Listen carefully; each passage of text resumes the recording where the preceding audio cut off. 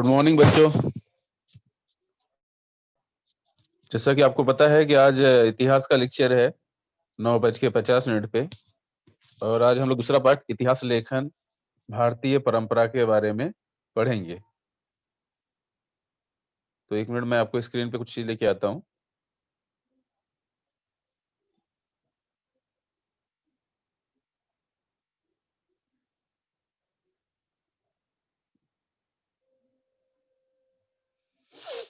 ये आप लोग को दिखाई दे रहा होगा, इतिहास लेखन भारतीय परंपरा।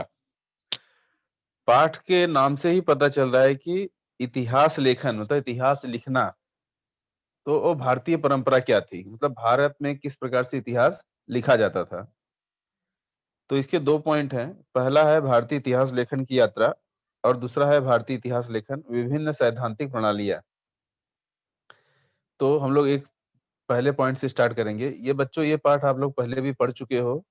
आज हम लोग को इसके बारे में सिर्फ शॉर्टकट में पढ़ना है। पूरा पाठ ऐसे लाइन टू लाइन नहीं पढ़ना है, सिर्फ शॉर्टकट में पढ़ना है। आपको इसकी हमें समीक्षा बतानी है आपको शॉर्टकट में। और इससे संबंधित अगर आपको कोई तकलीफ होगी या कोई प्रश्न होंगे तो आप लोग लेसन खत्म होने के बाद मुझसे प्रश्न कर सकते हैं। तो पहले पाठ में आप लोग ने देखा होगा कि पश्चिमी परंपरा का आपने परिचय प्राप्त किया है। यूरोप का, पश्चिमी मतलब यूरोप, जिसमें इंग्लैंड आता है, अमेरिका आता है, जर्मनी, स्पेन, इटली, ये सब आते हैं। आज हम लोग इतिहास लेखन की परंपरा भारतीय रूप से करेंगे कि भारत में इतिहास लेखन की परंपरा क्या रही है। तो इसका पहला पॉइंट है, देखो बच्चों, प्राचीन काल का इतिहास। इसके तीन पार्ट दिए गए हैं: प्राचीन काल का इतिहास, मध्य युग का इतिहास और आधुनिक काल का इतिहास। तो सबसे पहले प्राचीन काल का इतिहास के बारे में हम लोग पढ़ेंगे। प्राचीन मतलब होता है बच्चों पुराना, मतलब पुराने समय में किस प्रकार के इतिहास लिखे जाते थे, उसकी क्या प्रणालियां थी, किस प्रकार लिखे जाते थे। तो जैसा कि हम लोग जानते हैं बच्चों कि कई सौ वर्ष पहले लोगों को लिखने की परंपरा से परिचित नहीं थे लोग, कि लिखा कैसे जाता है, कौन से अक्षर का इस्तेमाल किया जाता है। तो उन लोग क्या करते थे, उन लोग किसी चीज को सुनते थे तो वो अपने से दिमाग में रखते थे और वो अपने आने वाली पीढ़ी को बताते थे। और वही वो पीढ़ी सुन अपने दिमाग में रखती थी और वो अपने आने वाली पीढ़ी को बताती थी। मतलब किसी भी चीज को लिखित रूप से कोई उसका प्रमाण नहीं था। था तो सिर्फ मौखिक रूप से, वो भी अपने मस्तिष्क में, अपने दिमाग में। जैसा कि मैं आपको बताऊं कि हम लोग ने महाभारत सुना है, रामायण सुना है, हमारे दादा दादी बहुत सारी कहानियां सुनाते थे। आपको पता है कि आप लोग ने देखा भी होगा ऐसे कि आपके बहुत सारे ऐसे दादा दादी रहे होंगे जिनको लिखने भी नहीं आता है, पढ़ने भी नहीं आता है, लेकिन फिर भी वो कोई ना कोई चीज आपको कहानियां सुनाते हैं। तो जब वो पढ़ नहीं पा रहे थे, जब वो लिख नहीं पा रहे थे, तो वो कैसे कोई कहानी आपको बताना शुरू कर दी। इसका ये मतलब वो कहानी उन्होंने किसी से सुना, और वो सुना तो उन्होंने अपने मस्तिष्क में रखा और वही चीज आपको सुनाए। तो प्राचीन काल में ऐसे ही देवी देवताओं की परंपराएं, सामाजिक परिवर्तन की स्मृतियां, यादें और कुछ मौखिक कहानियां उन लोग सुनते थे, तो वही अपने दिमाग में रखते थे और वही हमको सुनाते थे। धीरे धीरे आविष्कार हुआ, खोज हुआ, तो देखे कि हड़प्पा संस्कृति एक आई थी, और उसमें देखे थे कि उसमें कुछ लेख हमको दिखाई दिया था। और वो लेख कहाँ थे, पत्थरों पर लिखे गए थे। और पत्थरों पर लिखे गए लेख थे, उसको पढ़ने में हमको तकलीफ हो रही थी। तो बहुत सारे वैज्ञानिक लोग ने उसको, बहुत सारे वैज्ञानिकों ने मिलकर उसको पढ़ने का प्रयास किया, परंतु उसमें भी बहुत सारी ऐसी चीजें थी जिसको भी अभी तक कोई उसको पढ़ नहीं पाया है और उनको समझ में नहीं आ रहा है कि वो क्या लिखा गया है। तो ऐसा माना जाता है कि भारत में प्राचीन काल में अगर कोई लेख या कोई साहित्य हमको मिला है तो वह उकेरा हुआ है। उकेरा मतलब पत्थरों पर जो, पत्थरों को काट काट के कोई शब्द लिखे जाते हैं, उसे कहते हैं उकेरा। और यह मौर्य सम्राट अशोक के कालखंड में और ईसा पूर्व 3री शताब्दी में हमको दिखाई देता है। तो मौर्य सम्राट के कालखंड में और ईसा पूर्व 3री शताब्दी में ये सारी चीजें हमको दिखाई देती हैं कि कोई साहित्य है या कोई पत्थर है जिसपे उकेरे हुई चीज लिखे गए हैं। सम्राट अशोक के लेख और पत्थर के स्तंभों के उके इस- सम्राट अशोक के उकेरे हुए लेख पत्थरों पर और स्तंभों पर हमको दिखाई देते हैं। उसी तरह से बच्चों ईसवी सन की पहली शताब्दी में भी धातु के सिक्के थे, मूर्तियां थी, पत्थर थे, ताम्रपट थे। ताम्रपट मैं आपको दिखाता हूँ, आप लोग देख सकते हो, ये है ताम्रपट। आपकी किताब में भी ताम्रपट दिखाई दे रहा होगा। राज्य विस्तार, कालावधि, वंशावली, उस वक्त का सामाजिक ढांचा क्या था, जलवायु क्या थी, अकाल होते थे तो कैसे होते थे, ये सारी जानकारी हमको उस उकेरे हुए पत्थरों पर दिखाई देते हैं। मतलब सम्राट अशोक के कालखंड में और ईसा पूर्व तीसरी शताब्दी में जो भी पत्थर है या स्तंभ हैं, उस पे जो भी काटकर या उस पे जो भी आकार बनाकर लिखा गया है, तो उसमें बताया गया है कि प्राचीन काल के राजा किस प्रकार हुआ करते थे, उनकी वंशावली क्या थी, वो राज्य कितना विस्तार करते थे, उस वक्त की गतिविधियां क्या थी, उस वक्त का सामाजिक ढांचा क्या था, जलवायु क्या थी, अकाल होता था तब क्या होता था। तो ये सारी चीजों को उन उकेरे हुए पत्थरों पर लिखा जाता था। प्राचीन भारतीय साहित्य में भी रामायण, महाभारत, पुराण, जैन, बौद्ध धर्म ग्रंथ अतिरिक्त ग्रंथकारों का भी इतिहास में हमको उल्लेख मिलता है।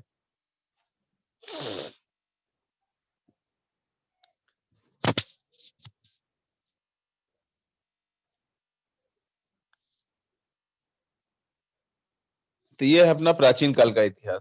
इसमें आपको एक और पॉइंट दिया गया है कि बाणभट्ट कवि द्वारा लिखित हर्षचरित नामक संस्कृत काव्य का स्वरूप ऐतिहासिक चरित्र ग्रंथ जैसा है। तो ये बाणभट्ट के द्वारा लिखा गया हर्षचरित नामक ग्रंथ प्राचीन काल में वह एक ऐतिहासिक चरित्र ग्रंथ जैसा है। अब दूसरा पॉइंट देखेंगे हम लोग मध्य युग का इतिहास। तो ये हमने सम्राट अशोक और ईसवी सन तीसरी शताब्दी के पहले की बात की है। तो वहां पे उकेरे हुए पत्थरों पर लेख लिखे जाते थे। अब मध्य युग का इतिहास क्या है? मध्य युग जैसे कि बच्चों हमको पता है कि मुगलों का शासन था, यहाँ पे मुसलमानों का शासन था मध्य युग में। और मध्य ईसवी सन की 12वीं शताब्दी में कल्हड़ द्वारा लिखित राजत रंगिणी कश्मीर के इतिहास पर आधारित ग्रंथ है। याद रखिए, राजत रंगिणी कश्मीर के इतिहास पर आधारित ग्रंथ है। और वो लिखा किसके द्वारा गया था? कल्हड़ द्वारा। तो जैसा कि मैंने आपको बताया कि मुस्लिमों का शासन था मध्य युग में, तो उनके दरबार हुआ करते थे मुस्लिमों के, मतलब सॉरी, राजाओं के दरबार हुआ करते थे और वहां पे उनके दरबारी कवि होते थे। जैसे आप लोग ने सुना होगा कि अकबर राजा थे, उनके दरबार हुआ करते थे, बीरबल उनके मतलब उनके विचारक थे, उनको अच्छी सलाह देते थे, सलाहकार थे उनके। तो ऐसे वो उनके दरबार हुआ करते थे और उनके दरबारी कवि भी होते थे और जो राजा की प्रशंसा में बहुत सारे गीत गाते थे उनके, जो कि उनके राजा को अच्छा लगे। तो और उसमें अरबी और फारसी शब्दों का इस्तेमाल होता था। तो मध्ययुगीन इतिहास में जियाउद्दीन बर्नी का नाम एक महत्वपूर्ण है। उसका नाम लिया जाता है मध्ययुगीन मुस्लिम इतिहासकारों में जियाउद्दीन बर्नी, यह महत्वपूर्ण इतिहासकारक है। इसके द्वारा लिखित तारीख फिरोज शाही में उसने इतिहास लेखन का उद्देश्य स्पष्ट किया है। मतलब एक इतिहासकार है मध्ययुग का जियाउद्दीन बर्नी, और उसने तारीख फिरोज शाही यह पुस्तक लिखा है और उसमें इतिहास लेखन का उद्देश्य उसने स्पष्ट किया है कि इतिहास लेखन का उद्देश्य किस तरह से होना चाहिए, कि ऐसे नहीं कि कुछ भी इतिहास में लिख दिया जाए। इतिहास लिखा जाता है तो उसके भी कुछ उद्देश्य होते हैं कि ऐसा नहीं कि सिर्फ राजा के पराक्रम का ही लिखा जाए, राजा के नीतियों के बारे, अच्छी नीतियों के बारे में ही लिखा जाए। अगर कोई राजा कुछ गलत भी कर रहा है तो उसके बारे में भी लिखा जाना चाहिए। मतलब सिर्फ अच्छाइयों को ही नहीं, उनकी बुराइयों को भी उल्लेख होना चाहिए, ऐसा जियाउद्दीन बर्नी का मानना था।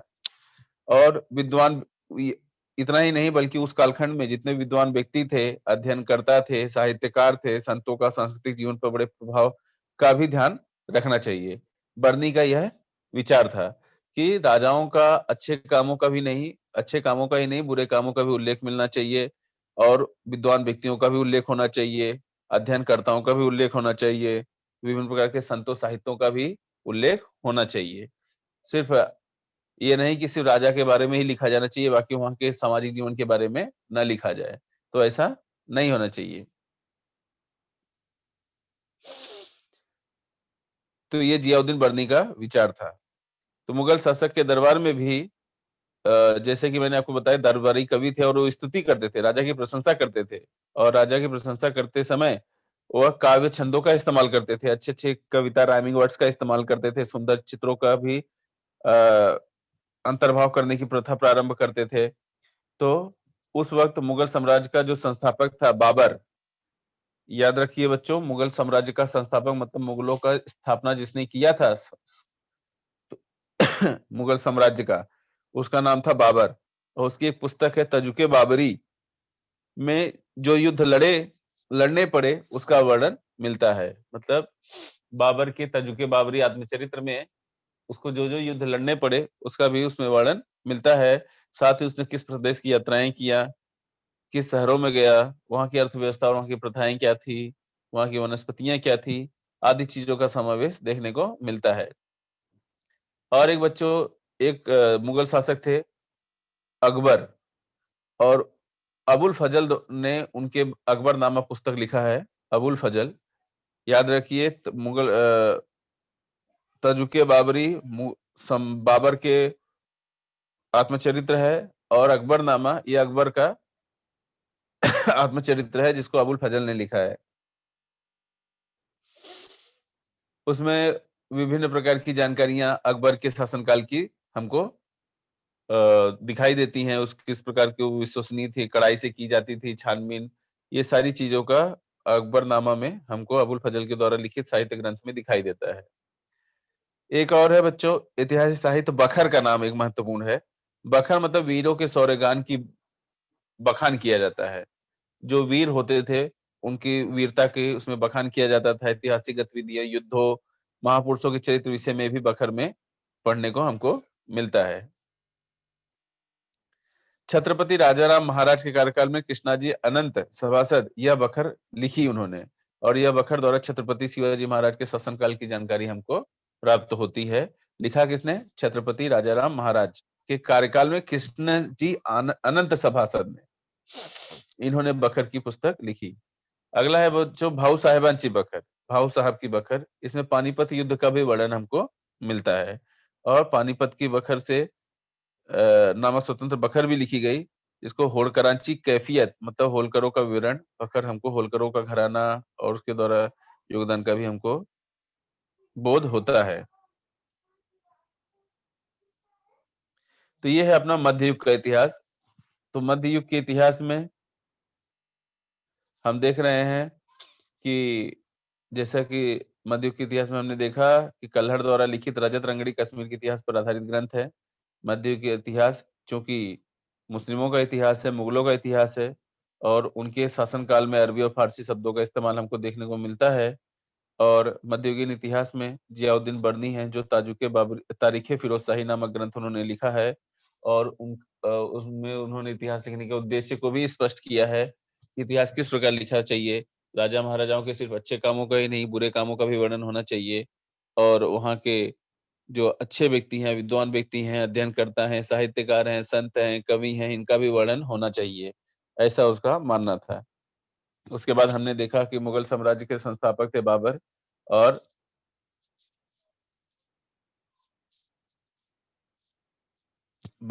तजुके बाबरी नामक पुस्तक में उनका वर्णन मिलता है, किस प्रकार उन्होंने देशों की यात्राएं की, कौन कौन से युद्ध लड़े, कौन कौन सी अर्थव्यवस्थाएं प्रथाएं थी उस वक्त, वनस्पतियां आदि सूचना का समावेश मिलता है।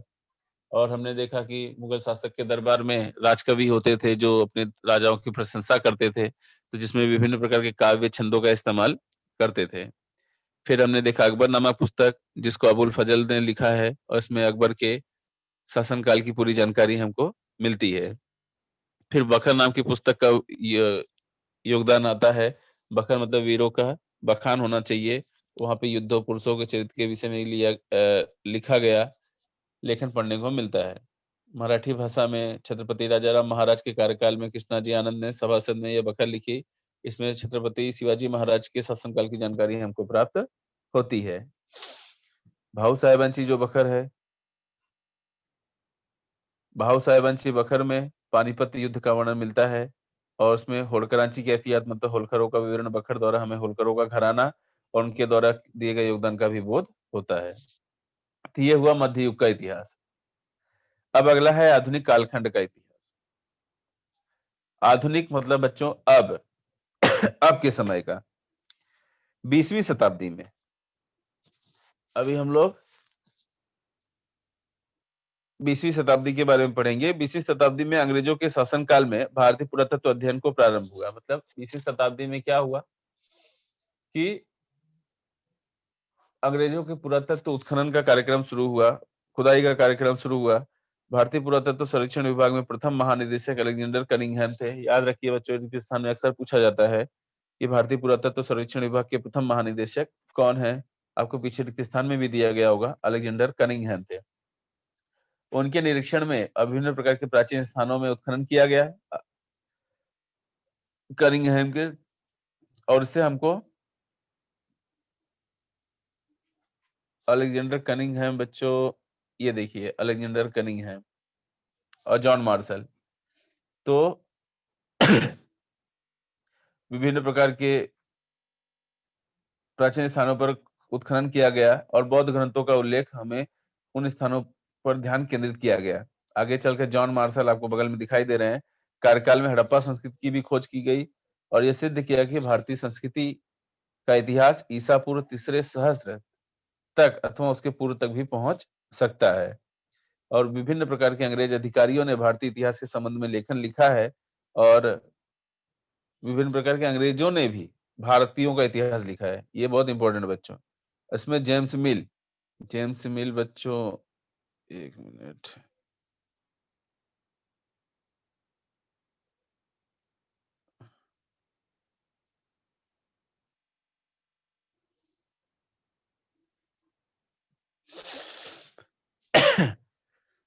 उसमें जेम्स मिल द्वारा लिखित the history of British India ग्रंथ में 3 खंड 1817 ईस्वी में प्रकाशित हुआ गया था, जेम्स मिल द्वारा।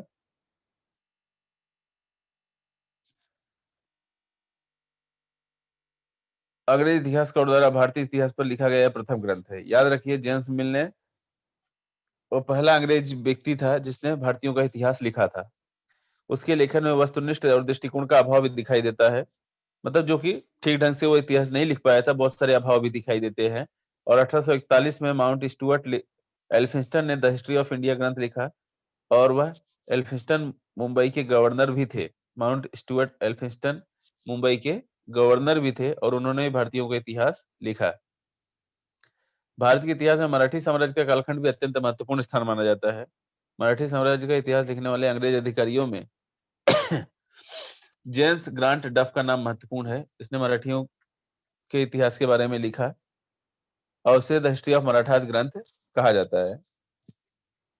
तो इस तरह से अंग्रेजों ने भी विभिन्न प्रकार के भारतीय इतिहास को उन्होंने लिखा और उन्होंने जो भी भारतीयों का इतिहास लिखा उसमें भारतीयों को हमेशा छोटा दिखाया है, कम दर्जे का दिखाया है। यह उनकी ये इनकी बहुत ही ज्यादा भारतीयों के प्रति एक छोटी सोच थी। तो उन्होंने सिर्फ इतिहास लिखा तो है, लेकिन सिर्फ भारतीयों के इतिहास में भारतीयों के बारे में बहुत ही छोटा चीज उनको दिखाया है कि मतलब बहुत ही हीन भावना प्रकट किया है। तो यह है आधुनिक काल का इतिहास।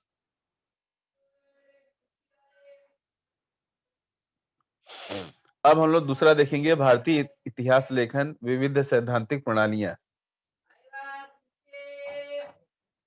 विभिन्न विविध सैद्धांतिक प्रणालियां। पहला देखेंगे उपनिवेशवादी इतिहास लेखन।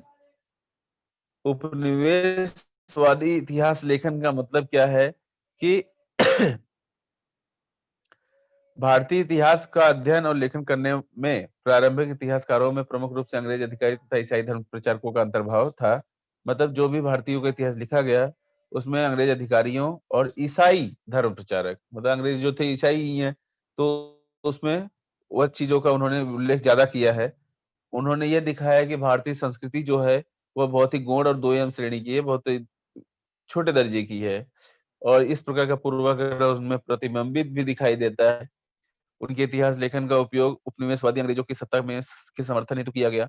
1922 से 1937 के बीच प्रकाशित हुए कैम्ब्रिज हिस्ट्री ऑफ इंडिया ग्रंथ के 5 खंड उपनिवेशवादी इतिहास लेखन का जीवित उदाहरण है।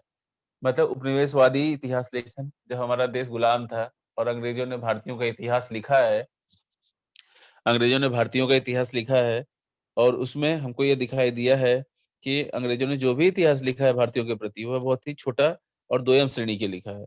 और अपने ईसाई धर्म प्रचार और अंग्रेजों के बारे में ज्यादा लिखा गया है। इसलिए यह उपनिवेशवादी इतिहास लेखन को ज्यादा महत्व नहीं दिया गया है।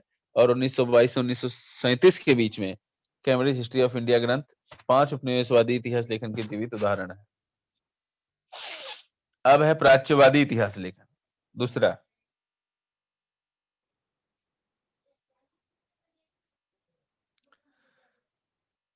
तो प्राच्यवादी इतिहास लेखन यूरोप के अध्येताओं में पूर्व की संस्कृति और देशों के प्रति कुतूहल उत्पन्न हुआ था।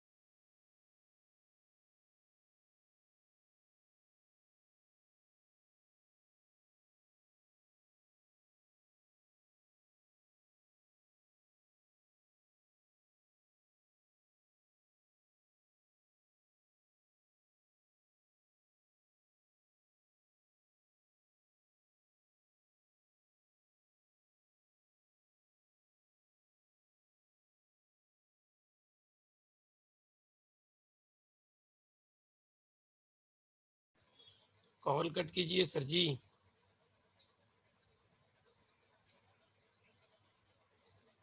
राहुल सर कॉल कट कीजिए।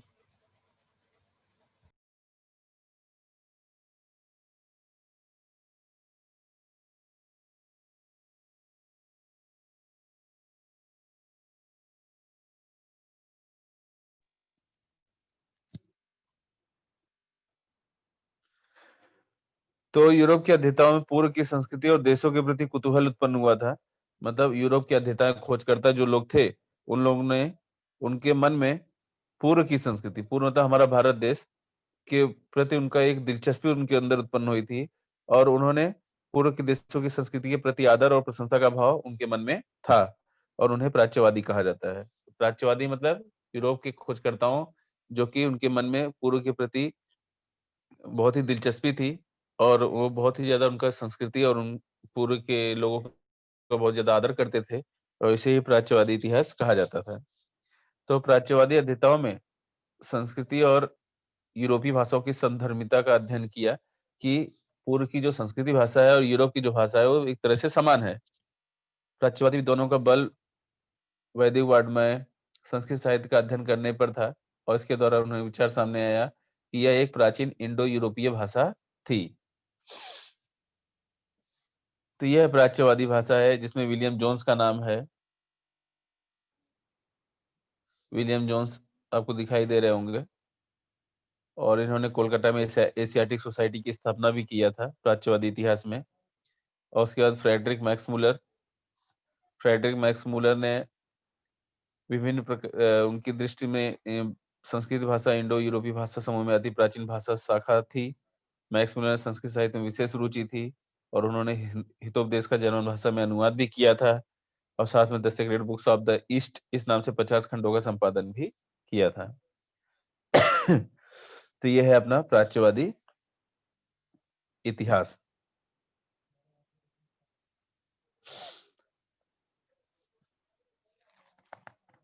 अगला है राष्ट्रवादी इतिहास लेखन। राष्ट्रवादी इतिहास लेखन में 19वीं 20वीं शताब्दी में अंग्रेजी शिक्षा प्रणाली में शिक्षित भारतीय इतिहासकारों के लिखित लेखन में भारत के प्राचीन वैभव के प्रति गौरव का भाव और भारतीयों के आत्मसम्मान को जागृत करने की ओर भी उनका झुकाव दिखाई देता है। मतलब 19वीं 20वीं शताब्दी में जो अंग्रेजी शिक्षा प्रणाली थी, जो मतलब अंग्रेज अपनी शिक्षा प्रणाली भारत में लाए थे, तो उससे भारतीय लोग उसमें वो शिक्षा ग्रहण किए थे। और शिक्षा ग्रहण करने के बाद उन्होंने अपनी भाषा में भारतीयों के आत्मसम्मान को जागृत करने का इतिहास लिखना शुरू कर दिए। और इस लेखन को राष्ट्रवादी इतिहास लेखन के नाम से जाना जाता है। महाराष्ट्र में राष्ट्रवादी इतिहास लेखन का जो श्रेय जाता है वह विष्णु शास्त्री चिपळूणकर से प्रेरणा प्राप्त हुई है। और उन्होंने पूर्वाग्रह दूषित होकर अंग्रेज अधिकारियों द्वारा लिखे गए इतिहास का विरोध किया कि पहले जो इतिहास लिखे गए हैं वो बिल्कुल गलत है। इस प्रकार राष्ट्रवादी इतिहास लेखन करने वालों में इतिहासकारों में भारतीय इतिहास का स्वर्णिम युग खोजने का प्रयास शुरू हुआ और धीरे-धीरे पुरानी इतिहास परंपरा को खत्म किया गया और नई-नई इतिहास परंपरा को लिखा गया।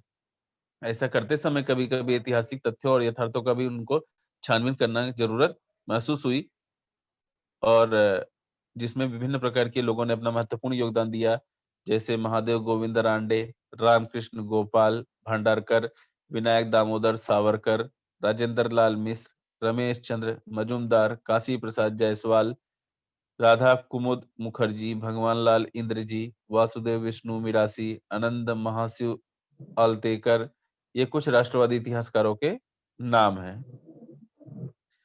तो बच्चों, क्या आप जानते हैं the rise of the Maratha power ग्रंथ में न्यायमूर्ति महादेव गोविंद रानडे ने मराठी सत्ता के उदय होने की पृष्ठभूमि को विस्तार से स्पष्ट किया है और उन्हें बताया है कि मराठी सत्ता का उदय मात्र अचानक धधक उठा दावानल नहीं था, अपितु उसकी सामाजिक, सांस्कृतिक, धार्मिक क्षेत्रों में चल रही तैयारियां थी जो बहुत समय से महाराष्ट्र में चल रही थी। और विभिन्न वी का राजवाड़े इतिहास लेखन, भाषा विज्ञान, व्युत्पत्ति, व्याकरण जैसे विषयों पर मौलिक अनुसंधान करने वाले, मराठी भाषा के लेखन करने वाले इतिहासकार के रूप में परिचित हैं।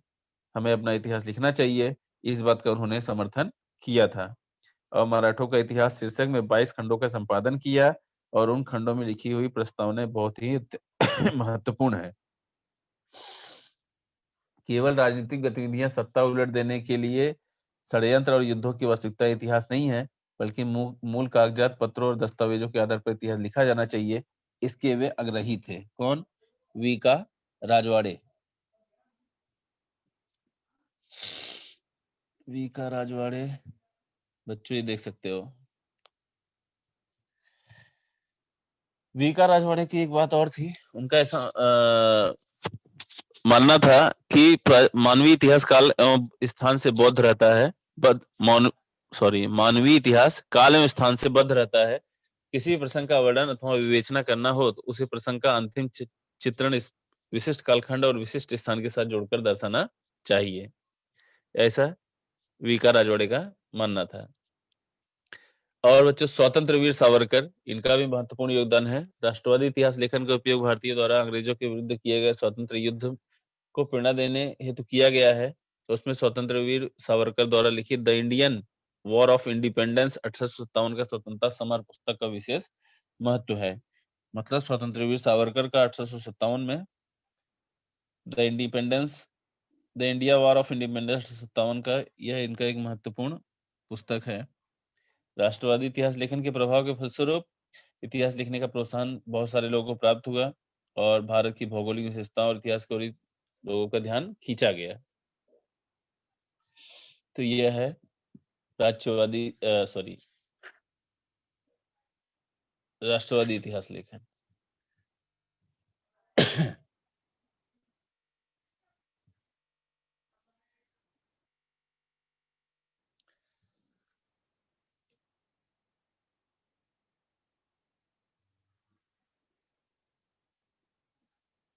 अगला है स्वतंत्र उत्तर कालखंड का इतिहास लेखन।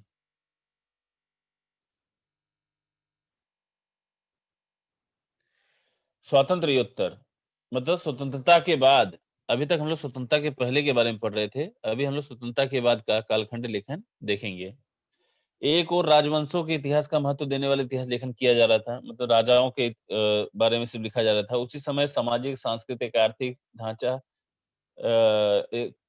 इनके बारे में इतिहास लिखना शुरू हुआ। स्वतंत्रोत्तर कालखंड में समाज विज्ञान, अर्थव्यवस्था, राजनीतिक प्रणालियां, धार्मिक विचारधाराएं, सांस्कृतिक पहलू जैसे विभिन्न विषयों पर अध्ययन करके इतिहास लिखने की परंपरा शुरू हो गई। और इस कालखंड में इतिहास लेखन में मुख्यतः 3 नवीन वैचारिक धाराएं उभर कर सामने आई और उसमें पहला है मार्क्सवादी इतिहास लेखन, दूसरा है उपेक्षितों का इतिहास और तीसरा है स्त्रीवादी इतिहास। तो स्वतंत्र उत्तर कालखंड में क्या बताया गया है कि पहले राजा महाराजाओं के बारे में इतिहास लिखा जाता था, लेकिन बाद में धीरे धीरे वह चेंज हुआ और उसमें सामाजिक, आर्थिक, सांस्कृतिक विभिन्न प्रकार के बारे में, वहाँ की विज्ञान, अर्थव्यवस्था, सामाजिक प्रणालियां, राजनीतिक प्रणालियां, इसके बारे में इतिहास लिखा जाना शुरू हो गया। और इसके 3 रूप दिखाए गए हैं। पहला मार्क्सवादी इतिहास, दूसरा उपेक्षितों का इतिहास और तीसरा स्त्रीवादी इतिहास। तो मार्क्सवादी इतिहास क्या? मार्क्सवादी इतिहासकारों के लेखन में आर्थिक व्यवस्था, उत्पादन के साधनों, पद्धतियों और उत्पादन प्रक्रिया में मानवीय संबंधों का विचार केंद्र में था। मार्क्सवादी इतिहास मतलब मालिक और नौकर के उनके बारे में यह इतिहास है। प्रत्येक सामाजिक घटना का सामान्य लोगों पर क्या प्रभाव पड़ता है, इसके विश्लेषण करना मार्क्सवादी इतिहास लेखन का महत्वपूर्ण सूत्र है। मार्क्सवादी इतिहासकारों में जाति व्यवस्था में होते गए परिवर्तनों का अध्ययन किया गया है।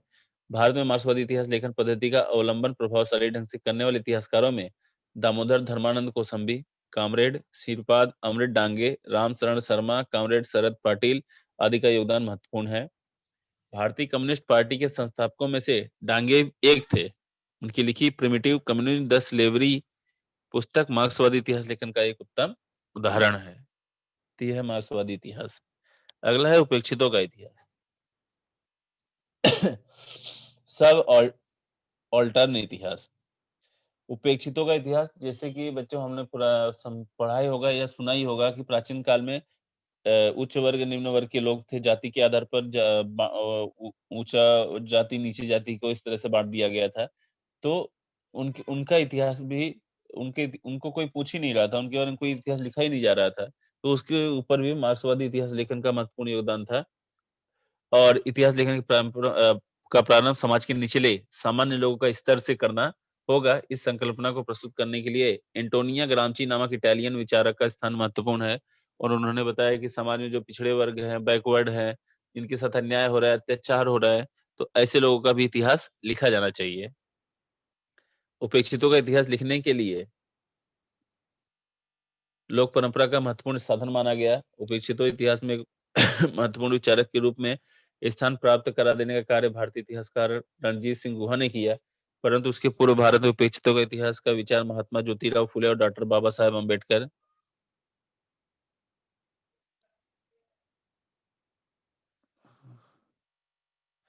महात्मा ज्योतिराव फुले, डॉक्टर बाबा साहेब अम्बेडकर, तो इनका योगदान बहुत महत्वपूर्ण है। और इन्होंने उपेक्षितों के इतिहास में अत्यंत सतर्कता से काम लिया। महात्मा फुले ने गुलामगिरी पुस्तक में अति शूद्रों का इतिहास नए सिरे से खोलकर दिखाया। उन्होंने गुलामगिरी पुस्तक लिखा और उसमें दिखाया कि शूद्रों का किस प्रकार से उन पर अत्याचार किया जाता है। धर्म के नाम पर नारी, शूद्रों तथा अति शूद्रों के होने वाले शोषण की ओर भी ध्यान खींचा। सती प्रथा जैसे नारियों का हो जाता था। और धर्म के नाम पर ये शूद्र है या शूद्र है, इनका भी किस प्रकार से शोषण होता था, ये सारी चीजों का इतिहास में अध्ययन महात्मा ज्योतिराव फुले ने किया। भारत के सांस्कृतिक और राजनीतिक निर्माण में दलित वर्ग का बहुत महत्वपूर्ण योगदान है। और इस पे उपनिवेशवादी राष्ट्रवादी इतिहास लेखन में इसकी उपेक्षा की गई और इसके बारे में कोई लिखा ही नहीं। तो डॉक्टर बाबा साहेब अम्बेडकर ने इस तथ्य को केंद्र में रखकर निरंतर लेखन किया। और the who were the Shudras and the untouchables ग्रंथ उपेक्षितों के इतिहास के उदाहरण के रूप में बताए जा सकते हैं। तो यह उपेक्षितों का इतिहास है जिसमें डॉक्टर बाबा साहेब अम्बेडकर ने महत्वपूर्ण अपना योगदान दिया है।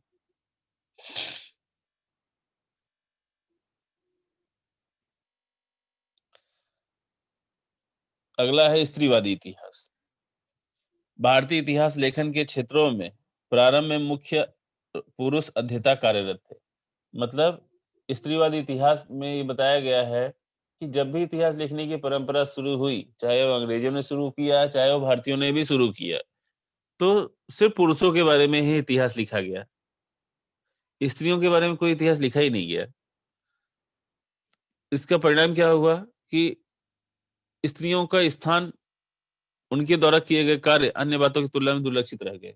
मतलब जो पुरुषों ने कार्य किया वो तो सबको दिखाई दिया, मतलब जो स्त्रियों ने कार्य किया वो किसी को पता ही नहीं है, उनके बारे में कोई वर्णन ही नहीं है, उनके बारे में कुछ लिखा ही नहीं गया है।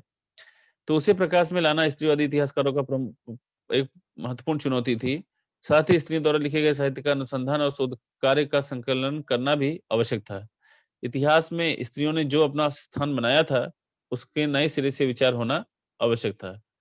19वीं शताब्दी में क्या हुआ कि स्त्रियों के विषय में लेखन करने वाली लेखिकाओं में ताराबाई शिंदे, जो कि आपको स्क्रीन पे दिखाई दे रहे हैं, का नाम अग्रणी है। उन्होंने पुरुष प्रधान व्यवस्था और जाति व्यवस्था का विरोध दर्शाने वाला लेखन किया कि पुरुष समाज में सिर्फ पुरुषों का ही महत्व नहीं, स्त्रियों का भी महत्व है।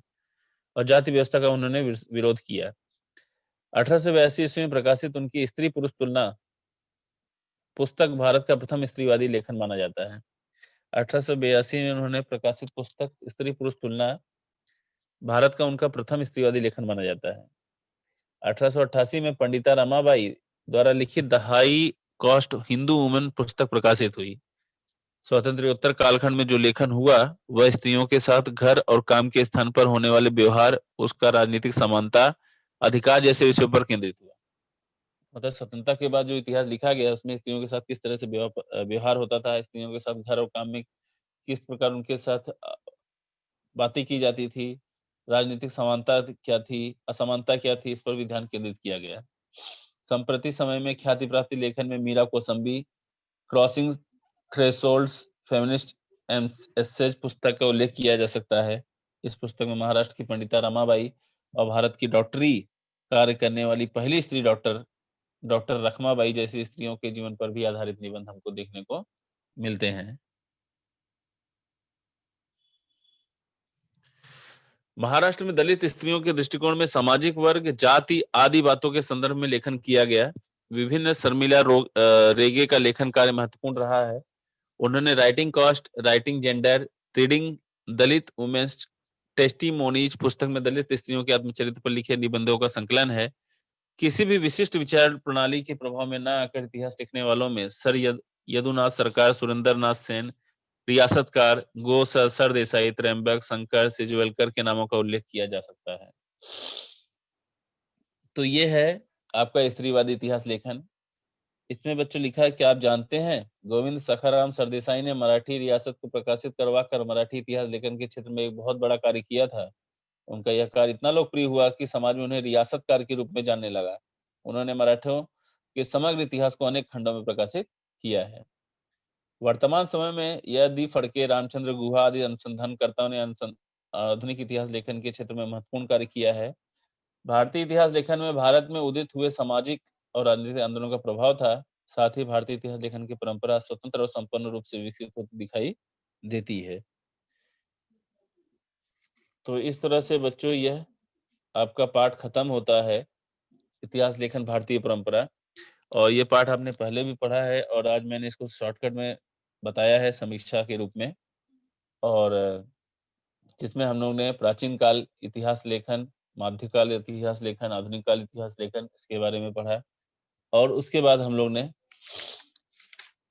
भारतीय इतिहास लेखन विविध सैद्धांतिक प्रणालियां में उपनिवेशवादी इतिहास लेखन, प्राच्यवादी इतिहास लेखन, राष्ट्रवादी इतिहास लेखन, स्वातंत्र्योत्तर कालखंड का इतिहास, मार्क्सवादी इतिहास, उपेक्षितों का इतिहास, इनके बारे में हमने पढ़ा। स्त्रीवादी इतिहास। और अब इस पाठ से संबंधित अगर किसी को कोई प्रश्न है तो आप मुझसे पूछ सकते हैं। किसी को कुछ पूछना है तो हाथ उठाइए।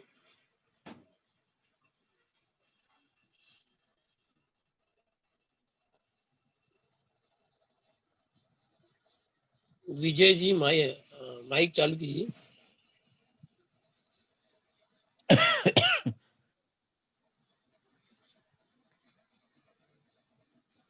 किसी को कुछ पूछना है तो हाथ उठाइए बेटा।